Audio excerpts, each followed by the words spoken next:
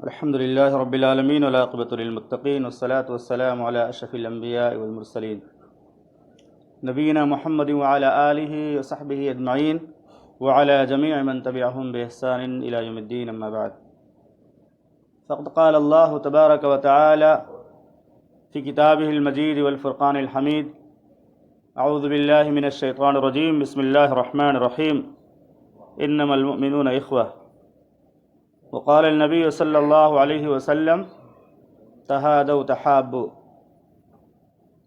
رب اشرح لي صدری ويسر لي امری واحلل عقدة من لسانی یفقہوا قولی رب زدنی علما. معزز محترم سامعین کرام، دینی اور اسلامی بھائیوں، آج کے درس کے لیے جو میں نے جس موضوع کا انتخاب کیا ہے وہ ہے مسلمانوں میں محبت کی فضا قائم کرنے والے 5 خوبصورت اعمال. بہت سارے ایسے اعمال ہیں اخلاقی تعلیمات میں سے اسلام کی، جن پر عمل کرنے سے مسلمانوں میں باہمی محبت اور الفت پیدا ہوتی ہے، اور جن کے چھوڑ دینے سے مسلمانوں کے درمیان نفرت پیدا ہو جاتی ہے. انہی تعلیمات میں سے میں انشاءاللہ 5 تعلیمات کو مختصر سے وقت میں بیان کرنے کی کوشش کروں گا. سب سے پہلی چیز جو مسلمانوں کے اندر محبت کو عام کرنے کے لیے بنیادی حیثیت رکھتی ہے وہ ہے سلام کو عام کرنا. آپس میں ایک دوسرے کو سلام کرنا، چاہے ہم کسی کو پہچانے یا نہ پہچانے. ہم کو یہ نظر آ رہا ہے کہ آدمی مسلمان ہے، صاحب ایمان ہے، تو ہمیں سلام کرنا چاہیے. قیامت کی نشانیوں میں سے نشانی یہ بھی ہے کہ لوگ صرف پہچاننے والوں کو سلام کریں گے، جبکہ اللہ کے نبی صلی اللہ علیہ وسلم نے فرمایا: سلم علی من عرفت ومن لم تعرف. جس کو تم پہچانتے ہو اس کو بھی سلام کرو، اور جس کو نہیں پہچانتے اس کو بھی سلام کرو. اور اللہ کے نبی صلی اللہ علیہ وسلم نے فرمایا: تم لوگ جنت میں داخل نہیں ہو سکتے جب تک تم لوگ مومن نہ ہو جاؤ. ولا تؤمنوا حتى تحابوا. اور تم مومن نہیں ہو سکتے جب تک آپس میں محبت نہ کرنے لگو. کیا میں تمہیں ایسا عمل نہ بتا دوں جس کے ذریعہ تمہارے دلوں میں محبت پیدا ہو جائے؟ افشوا السلام بینکم. اپنے درمیان سلام کو عام کرو. اور دوسرا عمل ہے نماز باجماعت کا اہتمام کرنا.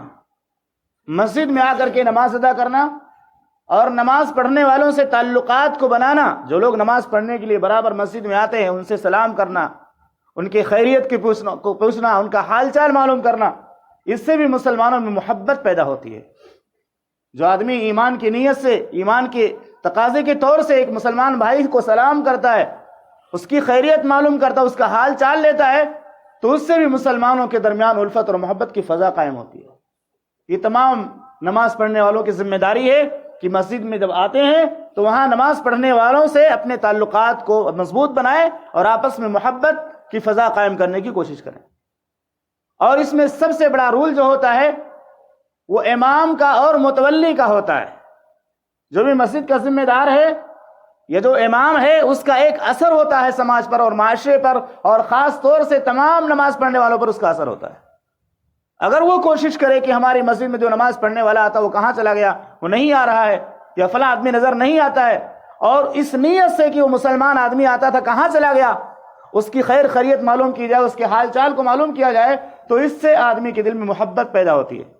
1-2 مرتبہ اگر اس طرح کسی کے پاس آپ جائیں گے، مسجد میں نہ آنے کی وجہ سے اس کو تلاش کریں، اس کے حال چال معلوم کریں، تو وہ ہمیشہ کے لیے اس مسجد سے جڑ جائے گا اور ہمیشہ آپ سے محبت کرے گا. محمد الرسول اللہ صلی اللہ علیہ وسلم کا بھی یہی طریقہ تھا کہ جب کوئی آدمی مسجد میں نظر نہیں آتا تو آپ پوچھتے وہ کہاں چلا گیا. جیسا کہ صحیح بخاری کا واقعہ بڑا مشہور ہے کہ کوئی کالی عورت یا کالا مرد، صحابیہ تھی، وہ مسجد میں جھاڑو دیا کرتی تھی. ایک نظر نہیں آئی. ایک دن آپ نے پوچھا کہاں ہے وہ؟ لوگوں نے کہا انتقال ہو گیا. اللہ کے نبی صلی اللہ علیہ وسلم نے کہا تم نے بتایا کیوں نہیں؟ آپ اس کی قبر پہ جا کر کے اس کی نماز جنازہ ادا کرتے. اور تیسرا عمل جس کے ذریعے ہم مسلمانوں میں محبت کو عام کر سکتے ہیں وہ ہے عیادت کرنا. کوئی آدمی بیمار ہو جائے تو مسلمانوں کی ذمہ داری ہے کہ اس کی عیادت کو جائیں، بیمار پرسی کے لیے جائیں، چاہے وہ مالدار ہو چاہے غریب ہو، چاہے کم درجے کا ہو چاہے بڑے درجے کا ہو.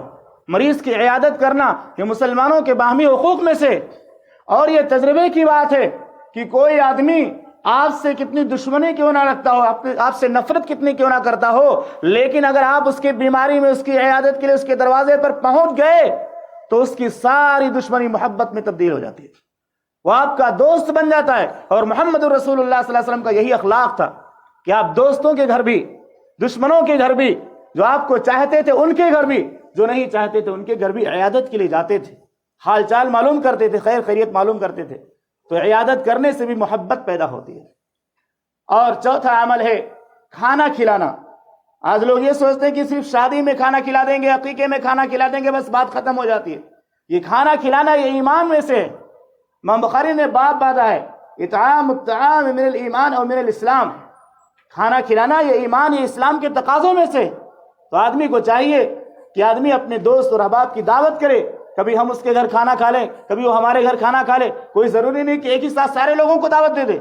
کبھی کوئی آدمی نے گھر میں اچھی چیز پکائی ہے، اچھا سالن پکایا ہے، تو 2-3 لوگوں کو ساتھ میں بلا کے لے گیا، پھر دوسرے مرتبہ بنائے دوسری مرتبہ دوسری 2-4 لوگوں کو بلا کر لے گیا۔ اس طرح ساتھ میں کھانے سے محبت پیدا ہوتی ہے، ہمارے اوپر بوجھ بھی نہیں پڑتا، اور بار بار اس طرح سے اہتمام کرنے سے دلوں کے اندر جو نفرتیں ہوتی ہیں، کدورتیں، وہ ختم ہو جاتی ہیں۔ پہلے کے زمانے میں پہلے کے لوگ اس کا اہتمام کیا کرتے، چلو آج ہمارے گھر کھانا کھائیں گے، کوئی بولتا چلو آج ہمارے یہاں کھانا کھائیں گے، ہمارے ہاں تھوڑا اہتمام کیا، بیوی نے کھانا بنایا ہے، اچھا بنایا ہے، ہم سوچتے ہیں آج ہمارے ساتھ کھانا کھا لیجیے۔ تو ایسے 2-4 لوگوں کو کبھی کبھار اس طرح آپس میں ساتھ میں بٹھا کر کھلانے سے اور کھانے سے محبت پیدا ہوتی ہے۔ صحابہ اکرام کا یہی طریقہ تھا، وہ بھی آپس میں اس طرح کا اہتمام کیا کرتے تھے، کسی دن کو متعین کے بغیر، کسی وقت کی تعین کے بغیر، جب بھی اللہ نے کسی نعمت سے نوازا، کوئی اچھی نعمت آپ کے گھر میں آئی، پڑوسیوں کا، رشتہ داروں کا اس میں خیال کرنا چاہیے۔ تو کھانا کھلانے سے بھی محبت پیدا ہوتی ہے۔ اور اسی طرح سے 5واں عمل ہے، اللہ کے نبی صلی اللہ علیہ وسلم کی روایت صحیح حدیث ہے، امام بخاری نے الادب المفرد میں نقل کیا، تحادوا تحابوا، تحفہ اور گفٹ دینا، آپس میں ایک دوسرے کو تحفہ دینے سے بھی محبت پیدا ہوتی ہے، چاہے وہ چھوٹا ہو یا بڑا ہو، قیمتی ہو یا سستا ہو، تحفہ تحفہ ہوتا ہے۔ ایک دوسرے سے محبت میں تحفہ دینا اور تحفہ لینا، یہ دونوں چیز اس کے اندر شامل ہے۔ لیکن بہت سارے لوگوں کا طریقہ یہ ہوتا ہے کہ وہ صرف شوق رکھتے ہیں لینے کا، دینا نہیں چاہتے، جبکہ اس میں تفاعل کا صیغہ استعمال کیا، اس میں تشارک ہوتا ہے کہ دونوں طرف سے اہتمام ہو۔